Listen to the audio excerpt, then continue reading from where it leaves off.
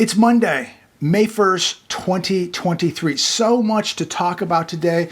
Before we start, please make sure to like this video, share this video, make sure you subscribe to this channel, hit that bell notification down below so that you are alerted when the newest videos drop. But I want to get right into it today. We have a lot to talk about. We need to talk about JP Chase acquiring First Republic. And before we even talk about that, I want to touch briefly on this new mortgage rule that went into effect today, where it is really going to penalize people with good credit, and it's going to allow people with worse credit or a lower credit score to benefit, while the people at the top that have really worked on improving their credit scores, protecting their credit scores, they're going to be penalized here, so that people with a lower credit score are able to have an easier time buying a home. And to give you an example, if you take out a $400,000 loan at a 30-year fixed rate, you're going to pay an additional $30,834 on that $400,000 loan because of this new rule. So we're going to punish people who have maybe made sacrifices, have protected their credit scores, have been responsible, and we're going to reward people who haven't been as responsible, who have taken greater risk, and who have a lower credit score. What could possibly go wrong with this? I mean, this just seems absolutely insane. What we're doing here. We're rewarding people with worse credit, and we're punishing people with better credit. It makes no sense to me whatsoever. I don't get it. Comment down below. Let me know your thoughts on this. But a $400,000 loan at a 30-year fixed rate is going to cost that home buyer nearly $31,000 more starting today. How is this going to be good for the real estate market? A real estate market now that has been absolutely stagnant. Prices are beginning to come down. Sales are plunging. And now this. What's the incentive now to go out and buy a home? Shocking. It really is. So, no surprise, First Republic Bank has collapsed, and no surprise, spoke about this yesterday. I felt that JP Chase would be the buyer of this bank. And many of you thought the same thing, and they are the buyer of First Republic Bank now. Very interesting when we look at what has just transpired last month with First Republic Bank. $100 billion in deposits flowed out of First Republic Bank. And here's the scary thing. The money went somewhere. Where did it go? It went into other banks, the majority of it. Maybe it went into money markets, but it went into other banks. And the banking system, in my humble opinion, is in very, very big trouble. And people are just taking money out of one bank and they're putting it into another bank, but yet the system is corrupt. The system is a giant fraud, a giant Ponzi scheme. And people believe they're protected because they went from one bank to another. And we're going to hear that, you know, some of these banks are too big to fail, JP Morgan too big to fail. I don't know if that's true. I do believe it's safer than a lot of the regional banks. But there is nobody out there 100% immune from a bank failure at this point, because the whole thing is a Ponzi scheme. And so many of these banks are sitting on so many toxic assets. And you have to be careful, ladies and gentlemen, where you're putting your money. I believe the safest place is with you. Be your own central bank. Don't have a majority of your money in these banks. Again, people are pulling it out of one bank and just putting it in another, or they're taking a sum of money and they're spreading it into multiple banks. But you're spreading it around into multiple banks that are in a fraudulent system, a Ponzi scheme. So now you have your money in 5 different Ponzi schemes instead of one. At the end of the day, the whole thing is rigged. And there is huge risk in all of these banks right now. JP Morgan has acquired a majority of the assets and assumed deposits, insured and uninsured, with First Republic. You know, just looking at some of the numbers today, and I don't have them in front of me, but they're going to make it, this is JP Morgan, they're going to make a $10.6 billion payment to the FDIC.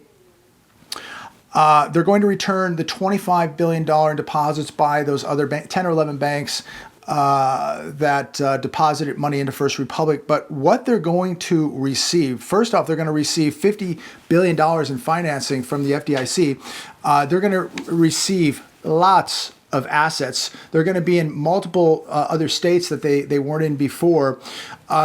They are really going to reap the spoils of this victory, of this conquering of this bank. JP Morgan Chase is making out like a bandit. Again, they are reaping the spoils of war here, ladies and gentlemen. They won out very, very big here, and they're going to be much bigger, much stronger. And, you know, somebody wrote me, I think it was today, and basically saying, hey, who cares what happens to these banks? FDIC, you know, will bail them out. Everything's fine. Or other banks will come in and take over. Everything's fine. What's the problem? There's no bad assets here. And yet you look at what Charlie Munger just said from Berkshire Hathaway 2 days ago. U.S. banks are full of bad commercial property loans.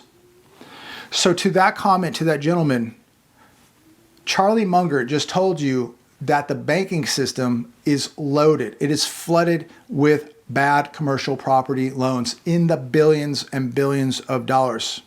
There's a lot of bad loans out there, ladies and gentlemen. Don't let anybody tell you there isn't. The banking system today, we're being told by multiple people that it's safe, it's sound. You should feel confident in the safety of your deposits. So anytime you hear that, you know that we're in very, very, very big trouble here. But, you know, to the gentleman that wrote that comment and how this affects us, this is going to affect us in many, many different ways. The $50 billion loan to JP Morgan, where did that come from? We know that the Fed is broke. So where is it coming from? Are they going to print more money? So if they're printing more money, isn't that going to cause more inflation? Money now to insure money in these banks, doesn't that go up too because of the risk of more bank failures? To think that we're not on the hook for this, how about the toxic assets that First Republic Bank had that JP Morgan doesn't want? Guess who gets those? You get them, I get them. The taxpayer is going to pay for those toxic assets. People just don't get it. While they're out partying at Stagecoach and Coachella Fest, while they're out just living for today, not thinking about tomorrow, while they're oblivious to reality and the truth, they have no idea what is going on.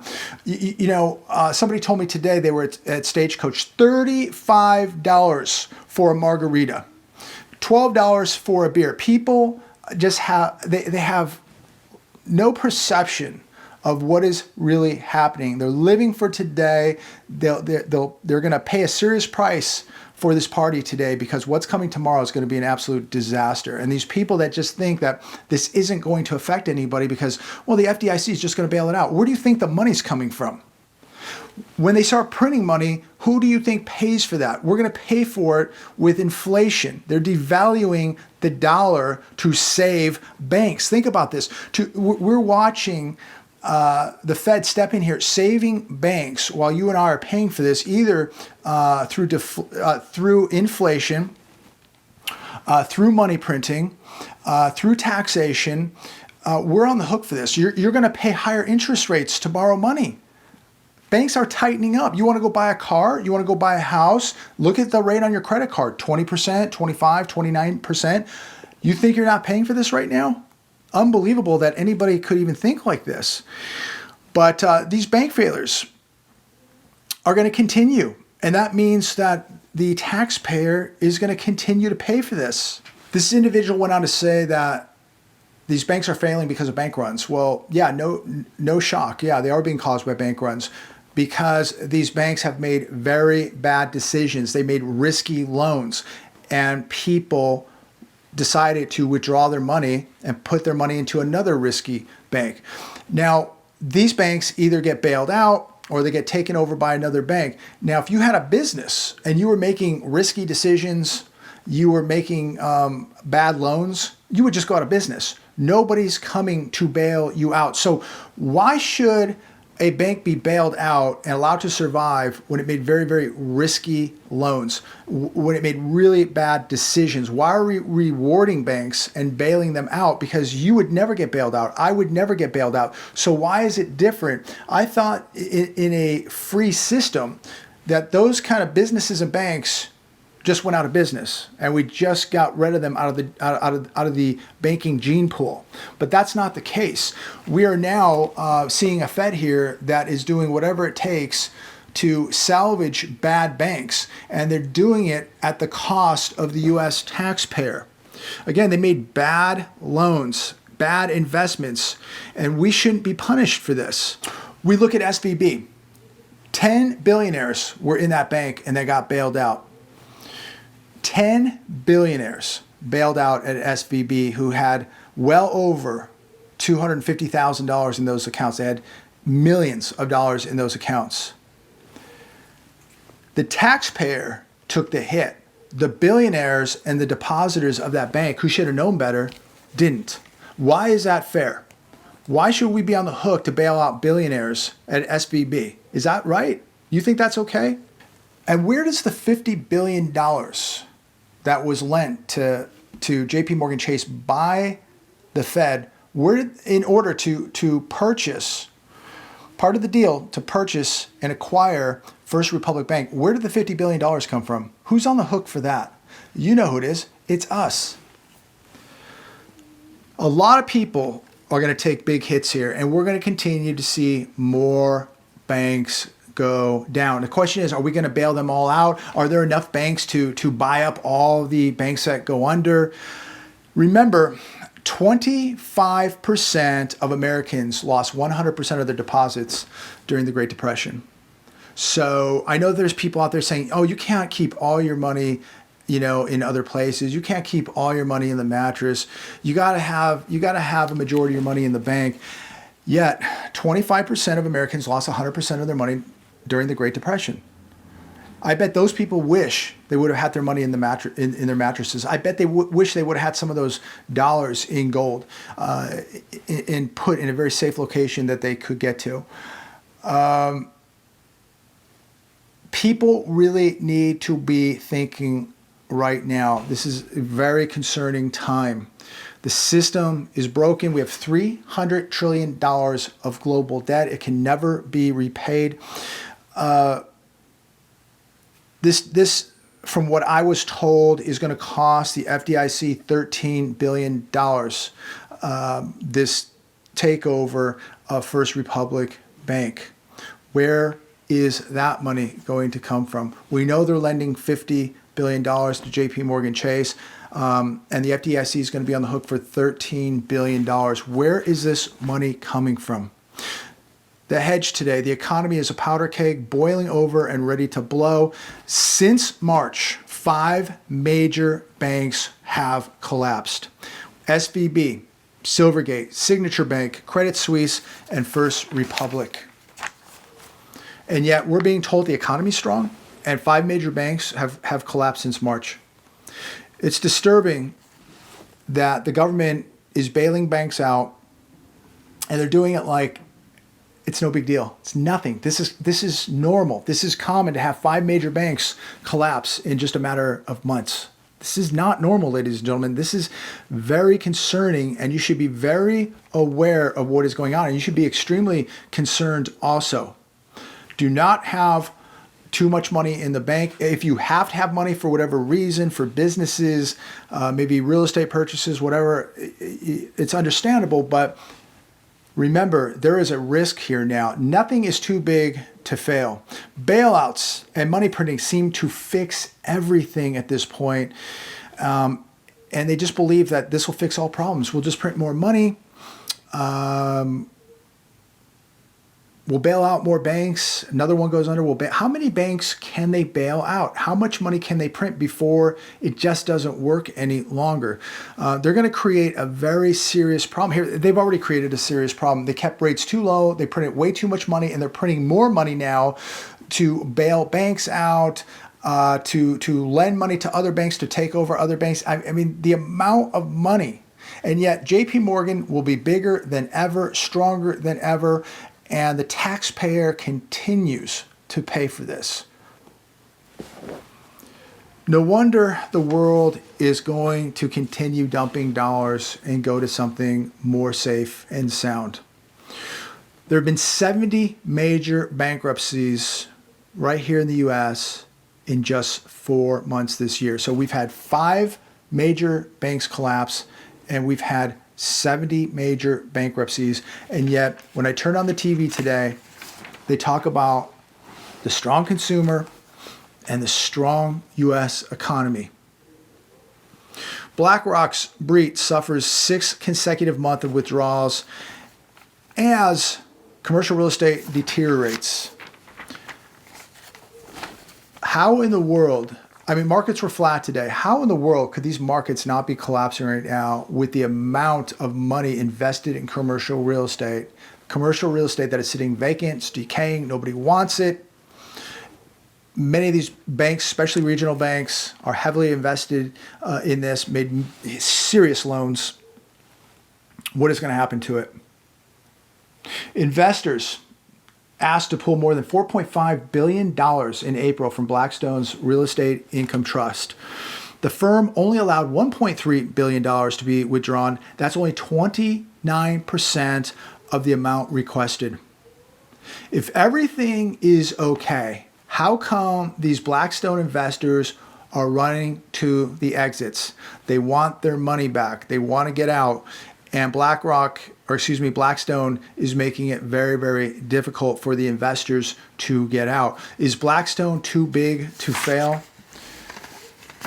You know, at some point, we are going to see prices of real estate crash. We're already seeing it happening in commercial real estate. When we begin to see it happen in residential real estate, what's going to happen to the BlackRocks and the Blackstones who bought up so many properties as rentals? What happens when those cap rates just don't make sense anymore? When prices of homes come down, rental prices are going to come down too. The problem is the BlackRocks, the Blackstones, the Vanguards, they overpaid for so much real estate. And when those rent prices come down, they're not going to be able, those cap rates are just not going to make sense. And they're going to be in very, very big trouble here. Big trouble. In my opinion, some people think that the BlackRocks and the Blackstones and the Vanguards are going to take over the world. Maybe they will. But I think that there's a big chance here they're going to get themselves into very, very big trouble here. But maybe the Fed will just bail them out too, and you and I will pay for it. Here's another one from The Hedge. Chipotle and Domino's customers begin cutting back on delivery orders. Consumers are being forced now to watch their pennies. And isn't it amazing now, people might actually have to get up and actually physically go to one of these fast food restaurants to get their food instead of just having it delivered, not even having to get off the couch. They can just have it delivered to their home and pay for this. I mean, just think about where we were. There was so much money floating around in this economy a year or two ago that people didn't even get off the couch to get their own food. They would just have it delivered to their homes while they were not paying rent, while they weren't working, while they had a brand new Dodge Charger Challenger in the garage. I mean, we are going to pay a huge price here, in my opinion. Power tool maker Makita to lay off hundreds, 214 people to be exact. This is in Georgia. Most of you know Makita tools. Another one here, FedEx Freight to close and consolidate 29 locations, begin another round of furloughs. That is not a good sign for the economy at all. So here we are. No surprise, JP Morgan Chase takes over First Republic Bank. We've had 5 major bank collapses, 70 major bankruptcies now here in the last 4 months. And we're being told everything is okay. The banking system's sound, the economy's strong, the consumer's strong. I completely disagree with all this. We will get, I believe, a 25 basis point rate hike on Wednesday. Comment down below. Will we get a rate hike on Wednesday, or will the Fed pause? I think we're getting another 25 basis points. I think another 1 to 2 rate hikes after this, and then they're going to hold them, and we'll see what happens. But I don't think it's going to have much of an effect on inflation. And as I leave it today, ladies and gentlemen, please use extreme caution. Do not take big risk right now. I think this is the time to be extremely defensive. It's a great time to buy a little extra food, a little extra water, put away a little security. It's a great time to beef up the cash reserves a little bit, maybe buy a little gold, a little silver, invest in a trauma kit, a first aid kit, stock up on some vitamins. If you can get extra medications, put that away. Just really start thinking about if the power went out for 30 days, would you be okay today? If there's something you need, this is the time to get it right now. If you need extra matches, candles, propane, tanks, firewood, charcoal, whatever it might be, this is the time to do it. I don't know about you, but there's something very, very wrong here. I have a very ominous feeling of where all this is going. And, it's almost hard to sleep at night because you don't know what you're going to wake up to. You really don't. Anything could come out of left field now. We know that things are heating up in Taiwan.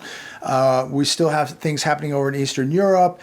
And it's just just amazing how much money is going around that we're sending over to other countries, that we're using to bail out banks, that we're lending to JP Morgan. And I'm not seeing any benefit from it personally. In fact, now to buy a house, I'm going to have to pay more so that people with less credit, people who were maybe a little more reckless, a little less responsible, I'm going to pay the price for them so that they pay less for a house while I pay more. It just makes no sense whatsoever. I think that's just completely wrong. Just terrible, terrible. We are just really doing whatever we can to destroy this economy right now. I don't think that this is an accident. That's for sure. I think this is a calculated demolition, controlled demolition of the U.S. economy. And people still think that the Fed is going to come save them. How do you know that the Fed just isn't going to continue raising rates and really destroy the U.S. economy, really collapse the U.S. economy? It's going to collapse no matter what. And maybe it's time to just get it over with, pull the Band-Aid off and be done with it and start over. But I don't know. I see China's economy is booming. I was looking today. Their economy is booming, and it should be. They're making everything. They're manufacturing literally everything. And here we are, just waiting and hoping that a stimulus check arrives and that, maybe $1,500 is going to save us. Ladies and gentlemen, we got big trouble. Really, really big trouble. When's the next bank going to collapse? Is it going to be the 10th biggest bank, the 8th biggest bank? And we're just going to keep bailing out banks at the cost of the taxpayer and the cost of the U.S. dollar? I don't know. It's a lot to think about. A lot to think about. You really now strategically have to be protecting yourself, your wealth. If you're not, there are going to be a lot of people that lose it all. And don't let it be you. God bless. Like, subscribe. And as always, I look forward to speaking with all of you very, very soon.